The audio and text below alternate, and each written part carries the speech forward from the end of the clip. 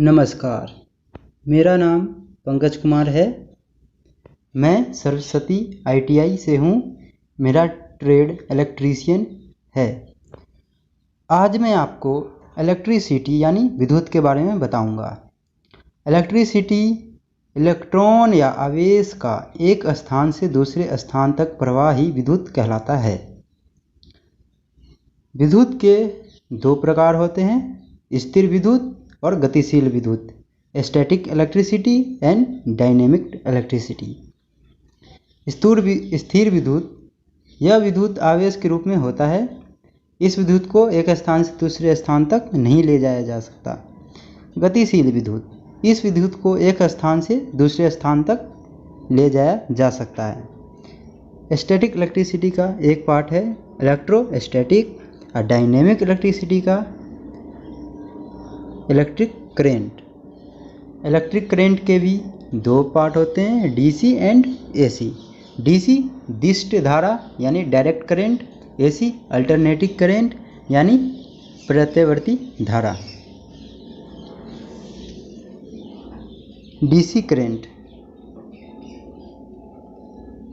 Current उसे कहते हैं जिसमें समय और दिशा चेंज नहीं होता, उसे हम दिष्ट धारा कहते हैं। और अल्टरनेटिंग करंट यानी AC, इसमें समय और दिशा दोनों चेंज होता है, इसे हम प्रत्यावर्ती धारा कहते हैं। अब मैं बताता हूँ एटम क्या होते हैं। एटम किसी पदार्थ का वह छोटा से छोटा कण जो रासायनिक क्रियाओं में भाग ले सके, उसे हम परमाणु कहते हैं। अब मैं बताता हूँ परमाणु संरचना यानी एटॉमिक स्ट्रक्चर।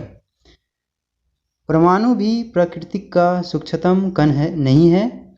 यह मुख्यतः प्रोटॉन, न्यूट्रॉन तथा इलेक्ट्रॉन से बना होता है। अब मैं बताता हूँ स्ट्रक्चर। फर्स्ट, नाभिक यानी सेंटर। नाभिक में प्रोटॉन और न्यूट्रॉन होता है और इसके इर्द गिर्द इलेक्ट्रॉन चक्र लगाता है, जिसे हम कक्षाएं कहते हैं, जिसमें इलेक्ट्रॉन चक्र लगाता है। अब मैं आपको बताता हूँ प्रोटॉन। यह एक पॉजिटिव चार्ज होता है।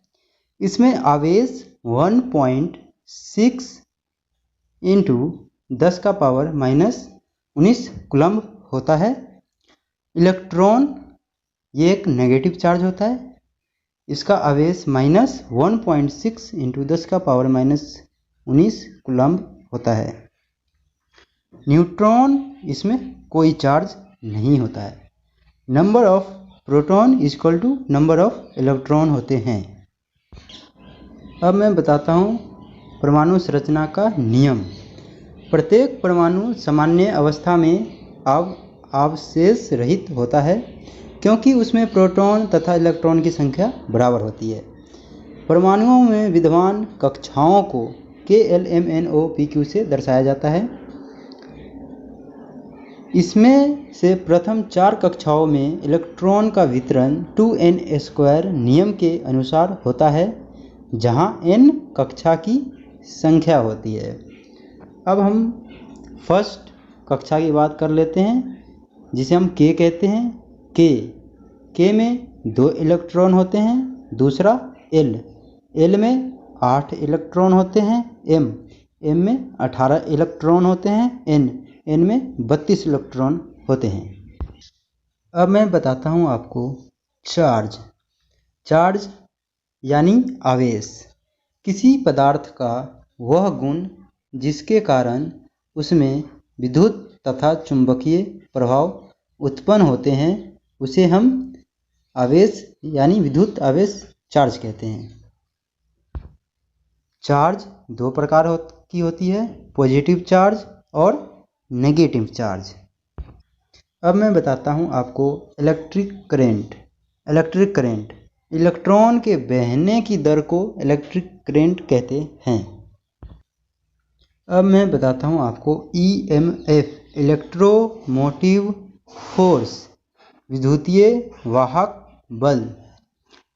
किसी चालक में से विद्युत धारा को एक सिरे से दूसरे सिरे तक प्रवाहित करने वाला बल ही ईएमएफ यानी विद्युतीय वाहक बल कहलाता है।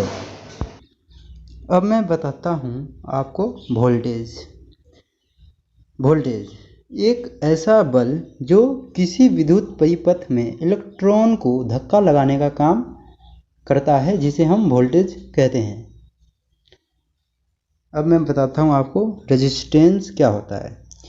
किसी भी पदार्थ का वह गुण जो अपने में से विद्युत धारा के प्रवाह को विरोध या उसे रोकता है, जिसे हम रेजिस्टेंस कहते हैं।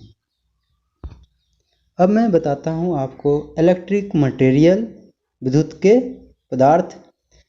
इलेक्ट्रिक मटेरियल वो होते हैं जो हमारे इलेक्ट्रिक में काम आते हैं, जैसे कंडक्टर, इंसुलेटर, सेमीकंडक्टर, ये सब होते हैं। अब मैं बताता हूँ आपको इलेक्ट्रिक मटेरियल के पार्ट। 3 पार्ट होते हैं: कंडक्टर, इंसुलेटर, सेमीकंडक्टर, यानी चालक, अचालक, अर्धचालक। चालक जिसमें से आसानी से करेंट यानी विद्युत धारा प्रवाह हो जाए, उसे हम कंडक्टर यानी चालक कहते हैं, जैसे वायर, केबल, रॉड, ईटीसी। अब मैं बताता हूँ आपको इंसुलेटर। इंसुलेटर जिसमें से विद्युत धारा प्रवाह नहीं कर सकती, उसे हम इंसुलेटर कहते हैं, यानी अचालक कहते हैं, जैसे पीवीसी, ड्राईवुड, पोर्सिलीन, प्लास्टिक, ईटीसी। अब मैं बताता हूँ आपको सेमीकंडक्टर यानी अर्धचालक। इसमें कंडक्टर और इंसुलेटर का गुण होता है, जिसे हम सेमीकंडक्टर यानी अर्धचालक कहते हैं। कम ताप पे ये इंसुलेटर का काम करता है। अगर इसमें ताप बढ़ जाए तो ये कंडक्टर का काम करने लगता है, जैसे जर्मेनियम, सिलिकॉन, सेलेनियम तथा कार्बन, ईटीसी। धन्यवाद।